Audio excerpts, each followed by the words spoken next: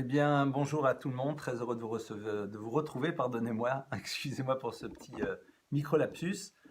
Très heureux de vous retrouver donc ce soir pour donc notre étude donc de Pirkei Avot. Alors, on était arrivé à la fin de cette Mishnah, dans laquelle Rabban Gamliel disait Aselo Harav, fais-toi un maître, veistalek minasafek, et sors du doute.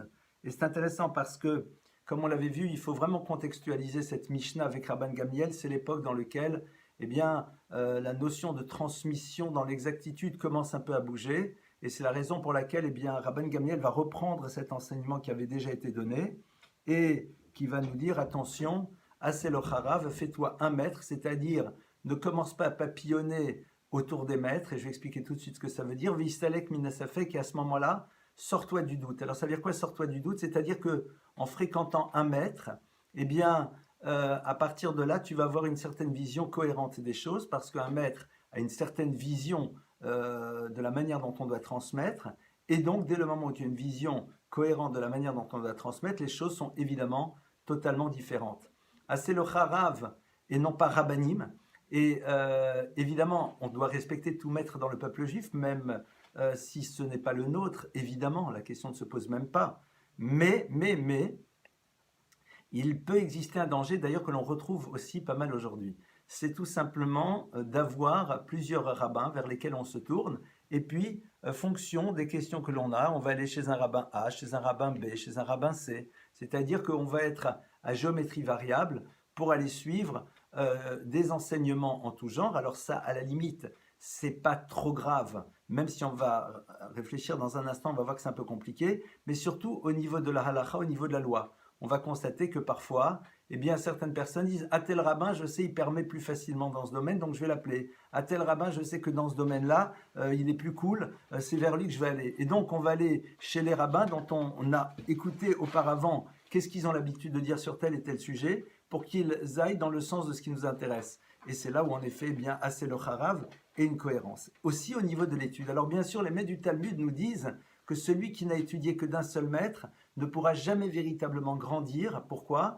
Parce qu'il a besoin de se confronter à un moment à une manière différente d'étudier. Il y a énormément de manières différentes d'étudier le même texte, même si au niveau de la halakha, de la loi, on arrive aux mêmes conclusions, mais c'est une forme de réflexion nouvelle et différente. Comment tu appréhendes le texte, comment tu t'y confrontes, comment tu raisonnes par rapport à ce texte. Et c'est très intéressant d'aller chez un autre maître, même si on revient vers le premier. Et c'est en cela où, en effet, eh bien, il faut savoir que dans le monde des yeshivot, dans le monde de l'étude, un certain nombre de personnes allaient chez un maître et puis celui-ci les envoyait ailleurs. Et il leur disait, allez ailleurs, écoutez maintenant un autre enseignement chez quelqu'un d'autre.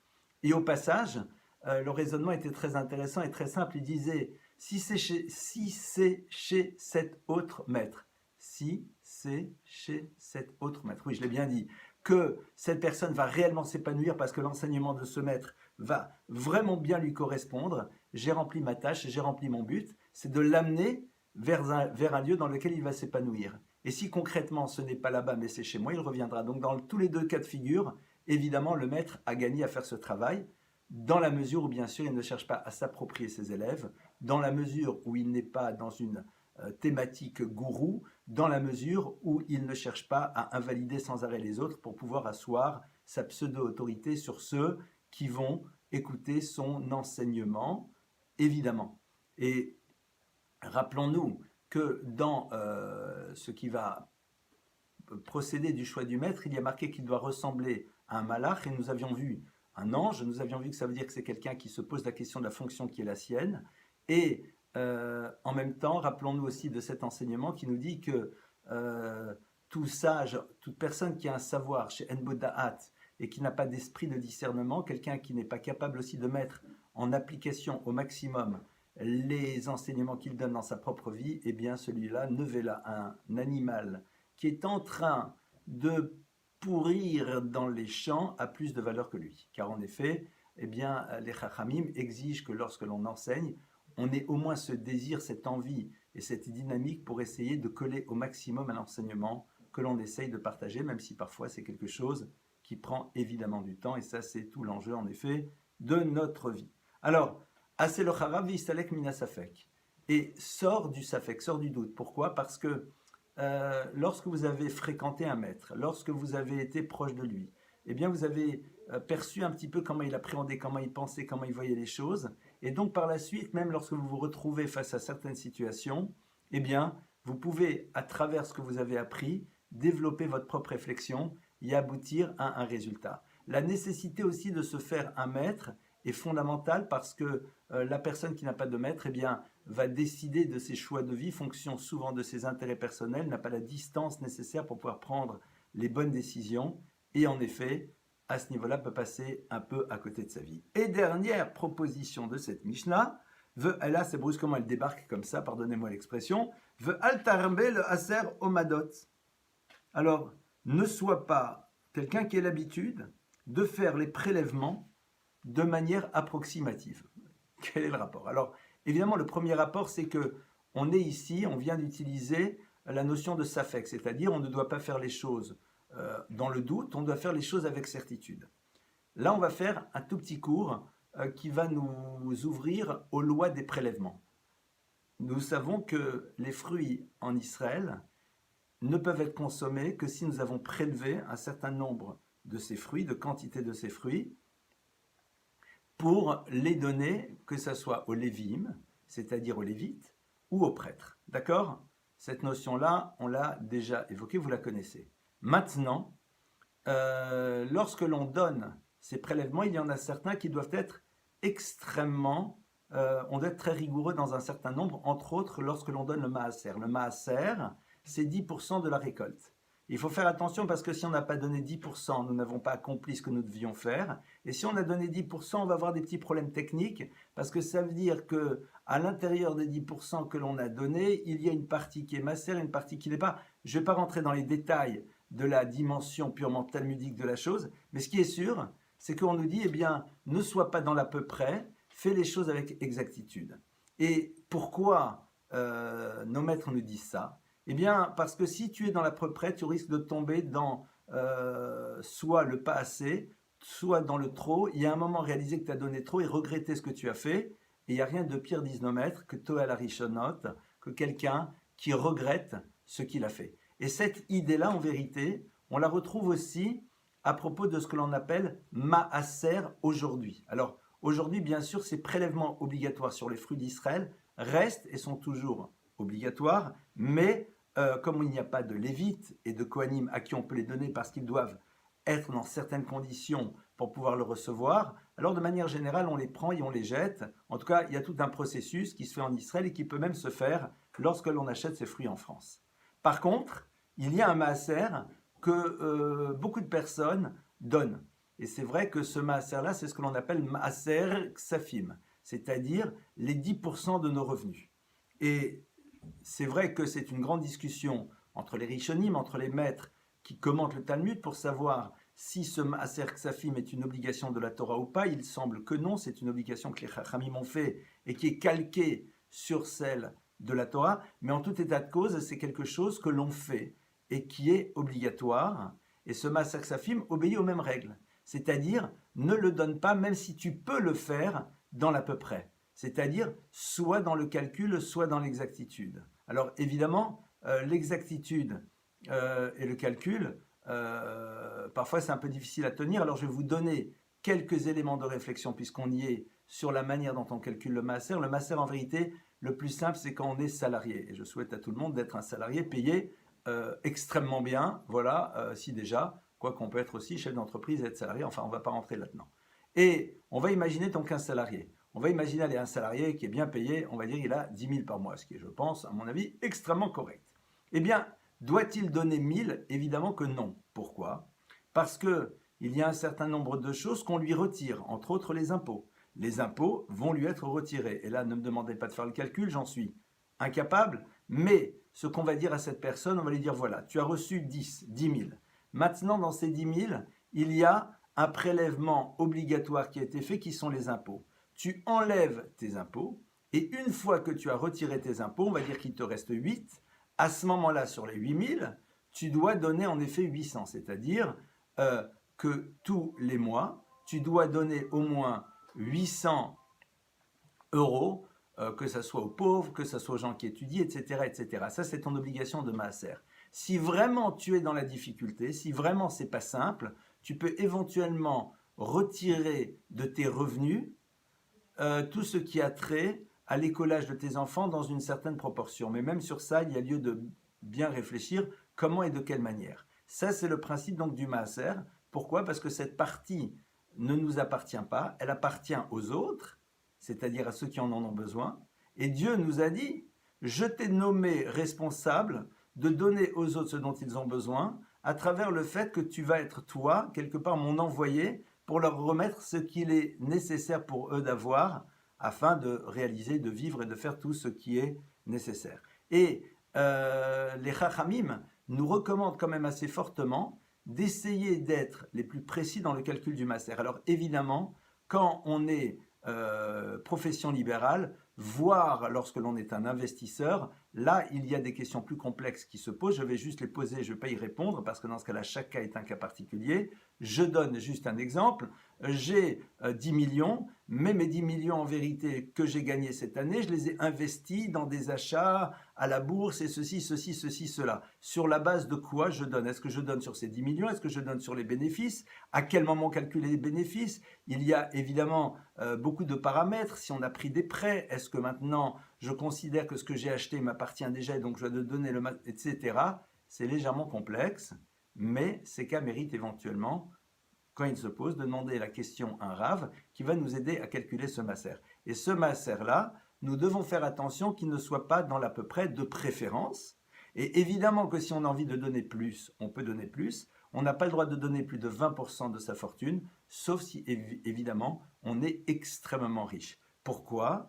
De peur que nous soyons dans le regret. Et il n'y a rien de pire qu'être toé à la richonot, c'est-à-dire de regretter ce que l'on a fait. Et les chachamim considèrent que quand un homme a donné 20% de ce qu'il possède, généralement il n'a pas de problème de regret, parce que ça va, il lui reste assez. Et quand quelqu'un de très riche, donne beaucoup plus, généralement il ne regrette pas. Si vous avez 100 millions d'euros, ce que je nous souhaite à tous, et que vous donnez 60 millions d'euros pour des bonnes œuvres, j'ai l'impression qu'avec 40 millions d'euros, on peut quand même pas mal se débrouiller, soit ses enfants, ses petits-enfants, ses arrière-petits-enfants, et beaucoup d'autres personnes. Donc, ça, c'est en effet par rapport à cette dimension du maaser, et c'est là où en effet Rabban Gamliel nous dit, Al tarbe l'aser ou madot, fais attention, lorsque tu donnes le maaser, ne sois pas dans l'à peu près, mais ce qui est sûr, c'est que cette obligation légale n'est valable que pour le maaser que l'on donnait sur les récoltes. En ce qui concerne le maaser ksafim, sur l'argent, il n'y a pas d'obligation légale à être dans l'exactitude, c'est-à-dire que si tu donnes et tu dis j'ai dû donner au moins 10%, sans doute plus, c'est très bien, mais si tu arrives à calculer et à savoir, et après dire j'ai donné ces 10% et maintenant je rajoute, évidemment que c'est aussi une très bonne chose. J'ai entendu d'un maître l'idée suivante, il dit que lorsqu'on a des revenus normaux, on donne 10%, et quand se surajoute sur ces revenus normaux une rentrée exceptionnelle, sauf si bien sûr on en a vraiment besoin, eh bien il est bon de pouvoir donner sur cette rentrée exceptionnelle et particulière 20%, mais ça ce n'est bien sûr pas obligatoire. Nous allons maintenant passer, si vous le voulez bien, à la Mishnah suivante, et cette Mishnah-là a trait à un sujet que d'ailleurs je traite depuis maintenant 2 semaines, le dimanche après-midi, de 18h30 à 19h15, qui est, vous allez le découvrir dans un instant, je vais lire, pardonnez-moi, cette Mishnah. Cette Mishnah-là, pardonnez-moi, attendez, je retourne les pages, et nous avons ici donc quelqu'un qui s'appelle Shimon Beno. Shimon, son fils, c'est-à-dire le fils de Rabban Gamliel, qui était, comme on se rappelle, le petit-fils de Hillel. D'accord?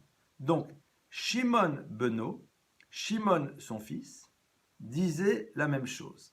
Pardonnez-moi, disait la chose suivante, excusez-moi. Et qu'est-ce qu'il disait? Eh bien, Kol Yamai Gadalti Ben Chachamim. Il dit, j'ai toujours grandi parmi les sages.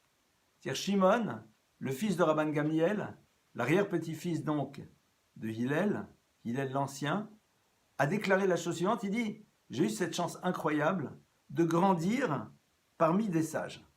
C'est-à-dire qu'il a fréquenté depuis qu'il était enfant un univers de sages, de personnes qui réfléchissent avant d'agir, qui ont des vraies connaissances en Torah, et donc il les a observés, et il a cherché à s'inspirer de leur enseignement. Et au passage, on a ici quelque chose d'extrêmement important, c'est que lorsque l'on se retrouve dans la proximité d'un maître ou d'un sage, évidemment, notre travail à nous en premier lieu, c'est d'être capable de l'observer pour essayer d'apprendre de sa conduite comment nous devons nous-mêmes fonctionner au quotidien.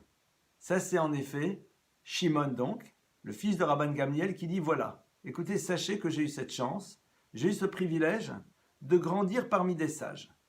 Et je les ai observés, et voici les conclusions auxquelles je suis arrivé. » Et que va-t-il dire ? « Velo matzati lagouf, tov mishtika. » Et je n'ai pas trouvé de mieux la gouffe pour le corps, tov, mieux que shtika, le silence. C'est intéressant parce qu'il y a un texte dans le Talmud, dans Psachim, qui dit la chose suivante, il y a fait shtika la chachamim kal vachomer la tipshim, que le silence a beaucoup de valeur pour les chachamim, et évidemment, il en a encore plus pour les imbéciles. Alors, c'est curieux. Quel est cet enseignement ? Eh bien, c'est que le chacham est quelqu'un qui a une vie intérieure, n'a pas besoin de parler sans arrêt. Et le tipèche, l'imbécile, a tout intérêt à se taire. Parce que quand il se tait, on peut imaginer que c'est un chacham. Il y a d'autres lectures, entre autres la lecture du Maharal, que je ne vous ferai peut-être pas maintenant. Et donc, on va ici rentrer donc un petit peu dans le pourquoi de cet enseignement. Mais déjà dans ce que Shimon nous a dit en premier lieu, eh bien, il y a déjà un enseignement. C'est-à-dire que Shimon est en train, de manière indirecte, de nous révéler l'importance de savoir quel est le milieu que l'on va décider de fréquenter. Quel est le milieu dans lequel nous allons faire le choix d'évoluer. Et c'est vrai que si on a envie de grandir spirituellement, eh bien, il est bon pour l'individu de savoir choisir les univers qu'il va fréquenter. Et cette idée-là, au fond, elle est capitale parce que nous allons retrouver Maïmonide qui va l'exprimer de la manière suivante. Il va dire « Derech briato shel adam liot nimshar acharei avachaverav » Ainsi dit Maïmonide dans le Mishneh Torah. Il dit « La nature profonde de l'être, c'est qu'il est nimshar, qu'il est attiré de par les personnes qu'il va fréquenter, qui sont ses amis, qui sont ses proches, c'est-à-dire l'univers avec lequel il vit au quotidien. On s'inspire de l'univers dans lequel on se trouve, c'est la raison pour laquelle que dans la démarche éducative, il y a quelque chose sur lequel il faut prendre le temps de bien réfléchir, c'est qui seront les amis de nos enfants. Et au passage, je connais des personnes, je fais une parenthèse, qui cherchaient à s'installer à Jérusalem, et qui sont dans un quartier dans lequel ils veulent aller parce que c'est un quartier, on va dire, religieux. Et à un moment, j'ai dit à ces personnes, mais pourquoi vous ne voulez pas vous installer ici, dans cet endroit ? Regardez, ça a l'air d'être très sympa. Et c'est intéressant parce que c'était un couple relativement jeune, enfin même jeune, et qui m'ont dit, on est venu, on a observé, on est parti au jardin, et on a regardé un petit peu le style des enfants. Et on s'est rendu compte que ça correspondait peut-être pas nécessairement au type d'éducation qu'on allait donner à nos enfants. Alors évidemment, vous allez dire, mais je ne comprends pas, il faut être ouvert à tout le monde. Pardonnez-moi, je suis sûr et certain que si demain on vous propose d'aller au plus profond de la Seine-Saint-Denis, dans les banlieues un petit peu complexes, eh bien, en dehors des problématiques de vol, de drogue et tout ce qui va autour, on ne préférera pas parce qu'on sait très bien que si on a des enfants, ils risquent d'être influencés par le style d'enfant qu'ils vont rencontrer, et c'est normal. Évidemment que notre désir à nous, ça serait de faire un travail qui a été tenté en France, mais qui a remarquablement échoué, qui est de se dire, nous allons faire venir de ces enfants qui ont une démarche un peu compliquée, et on va les amener dans des endroits où il y a des enfants qui, a priori, ont une éducation différente. Et on s'est rendu compte que généralement, au lieu que ce soit les bons qui influencent les autres, c'est le contraire qui s'est passé, et je ne vous raconte pas les catastrophes. Donc, c'est intéressant.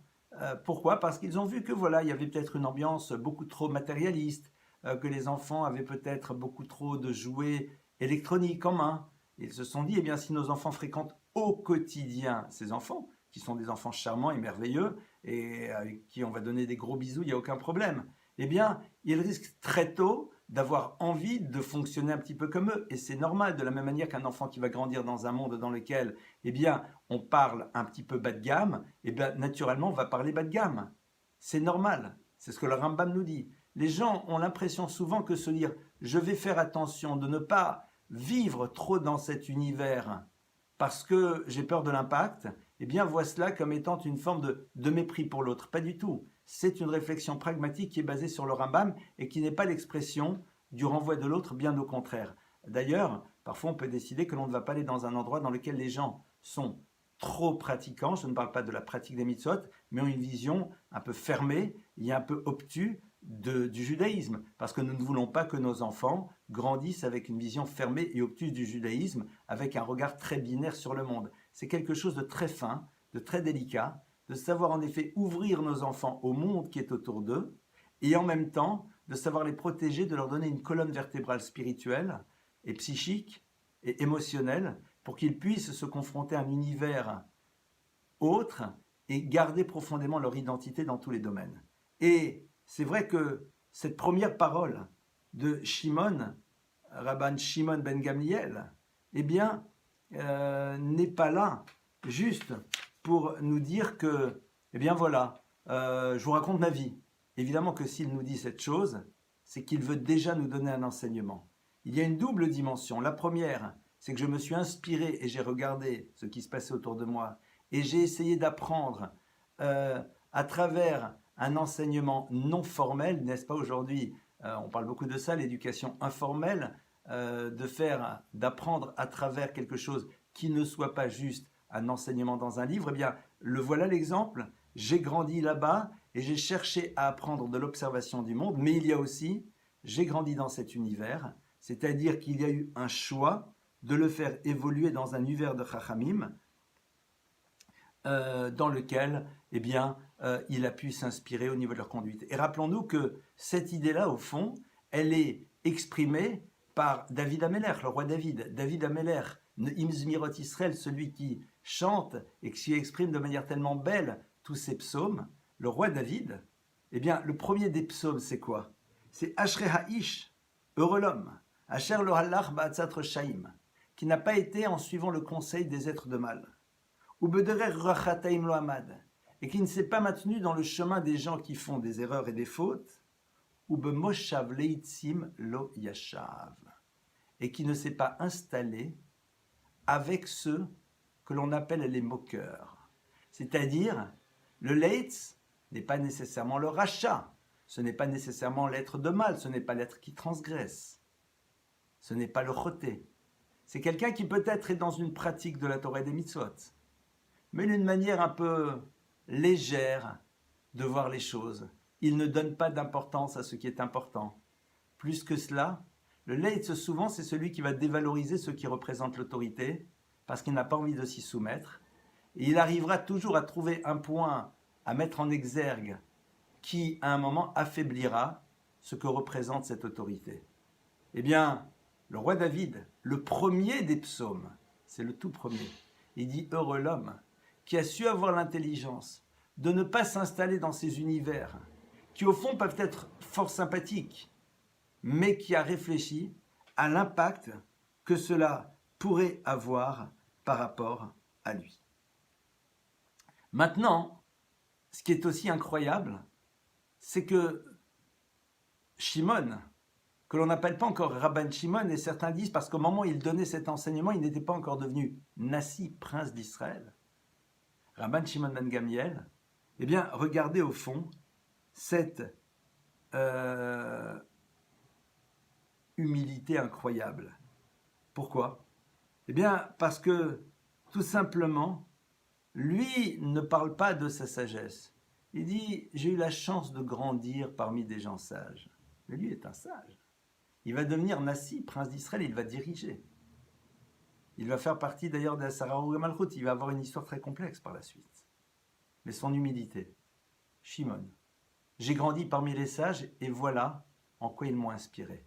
Alors qu'il aurait pu arriver et dire, Rabban Shimon ben Gamliel, Rabban Shimon ben Gamliel dit, le matzati la gouf et la shtika. J'ai trouvé que la meilleure des choses pour le corps, et on n'a pas encore commencé à expliquer évidemment cet enseignement, parce qu'on essaye de décrypter les différents passages de la Mishnah de manière un peu plus approfondie, eh bien Shimon HaTzadik dit, qu'on soit bien clair, ça c'est quelque chose que j'ai appris des sages, alors qu'il aurait pu l'affirmer en tant que sage lui-même, eh bien il se met un petit peu de côté, et surtout, il nous ouvre à deux choses. Il nous ouvre d'abord au fait qu'il est toujours bon de dire d'où nous avons appris ce que nous connaissons. Alors évidemment, quelqu'un qui fait référence de manière récurrente à son maître, au bout d'un moment, on peut s'imaginer que son maître est à l'origine de son savoir et surtout qu'il a ouvert à avoir une réflexion. Mais cette idée-là, c'est aussi celle qui nous ouvre à ce que c'est ce que l'on appelle un Talmid Chacham. Un sage, on appelle un talmid, un élève racham qui est sage. C'est-à-dire, c'est quelqu'un qui se rappelle toujours qu'il est, qu'il a été et qu'il sera un talmid. C'est quelqu'un qui continue à se référer à ses maîtres. Quelqu'un qui, même s'il a un savoir réel, et ici en l'occurrence le savoir est plus que réel, eh bien, se rappelle qu'il a été élève et que c'est de ses maîtres et de ces personnes qu'il a fréquentées qu'il a appris, qu'il n'oublie pas l'origine de son savoir. L'origine de son savoir reste profondément ancrée à l'intérieur de lui. Et il est talmid. Et il continue justement parce qu'il se rappelle d'où provient l'origine de son savoir, à être toujours dans cette posture pour réussir à être à l'écoute d'un nouveau savoir. Donc, on a ici une ouverture qui nous propose eh bien, d'aller et de fréquenter un monde qui va être inspirant. Un monde qui va être inspirant. Et que va-t-il dire? Velo matzati le gouf et la shtika. Alors, ce qui est très intéressant, c'est que il a vécu donc dans un monde dans lequel les sages étaient, les sages évidemment, lorsqu'ils se rencontraient, ils se parlaient, évidemment.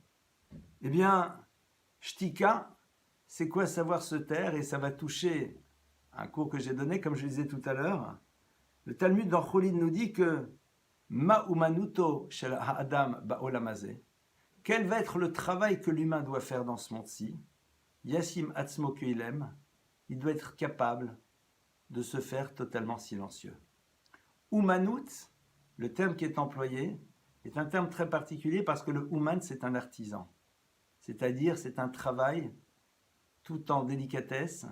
Un artisan, c'est quelqu'un qui ne fait pas les choses à la chaîne et qui va investir pleinement son savoir-faire pour pouvoir arriver au plus beau résultat. Eh bien, en effet, il doit y avoir un réel investissement dans cet univers pour pouvoir arriver à créer cette notion du silence. Évidemment, la question qui va se poser, à laquelle on répondra au prochain cours Bezrat Hashem, c'est-à-dire le prochain cours de Pirkei Avot, ça sera maintenant, avec l'aide d'Hachem, dimanche après-midi, sera de comprendre pourquoi d'abord c'est une chose si extraordinaire, et surtout, le pourquoi de l'utilisation, l'omatsati la gouf. Je n'ai pas trouvé pour le corps mieux que le silence. Il aurait très bien pu dire, l'omatsati, je n'ai pas trouvé, tov, quelque chose de mieux que d'être dans le silence, ou velo matzati ladam, où je n'ai rien trouvé mieux pour l'être humain que de savoir se taire. Or ici, il nous dit, je n'ai rien trouvé pour le corps mieux que le silence. Comme si au fond, il était en train de nous décrire une plante médicinale qui est bonne pour le corps, pardonnez-moi. Eh bien, c'est ces éléments-là qu'on va essayer de découvrir ensemble, si vous le voulez bien, Bezrat Hashem, dimanche, à travers le cours de Pirkei Avot. Je vous rappelle que le prochain cours aura lieu dans une demi-heure. C'est un cours dont le sujet va être repenser la communication dans la famille. Et évidemment, ça va être à l'aune des événements que l'on vit actuellement. Demain matin, Bezrat Hashem, 12h30, le cours de nouveau de développement personnel. demain après-midi Bezrat Hashem, le cours aussi à 15 heures sur la paracha. Et les personnes qui désireraient avoir le lien pour le prochain cours qui va avoir lieu sur une autre chambre Zoom, je crois que c'est comme ça que ça s'appelle, eh bien, n'hésitez pas, vous m'envoyez un petit WhatsApp ou SMS à 06 12 36 24 04 06 12 36 24 04 et je me permettrai de vous l'envoyer tout de suite derrière. Kol Touv et plein de bonnes choses à tout le monde.